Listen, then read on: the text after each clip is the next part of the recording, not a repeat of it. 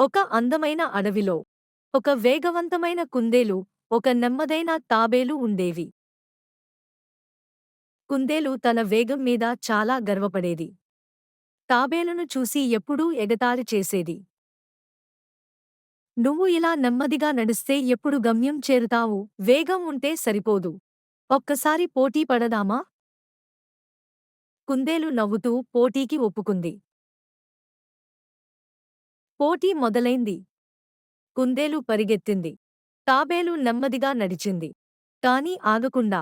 కొంచెం దూరం వెళ్ళాక కుందేలు గర్వంతో ఆగిపోయింది. తాబేలు ఇంకా చాలా వెనకే ఉంది. చిన్న కునుకు తీస్తా అని నిద్రలోకి జారుకుంది. అదే సమయంలో తాబేలు ఆగకుండా నమ్మకంతో ముందుకు సాగింది. కుందేలు నిద్రలేచి చూసేసరికి తాబేలు గమ్యానికి చేరింది. అయ్యో! ఆలస్యమైంది అని కుందేలు తనలో తాను అనుకుంది. నీతి: నెమ్మదిగా అయినా ఆగకుండా ప్రయత్నిస్తే విజయం ఖాయం.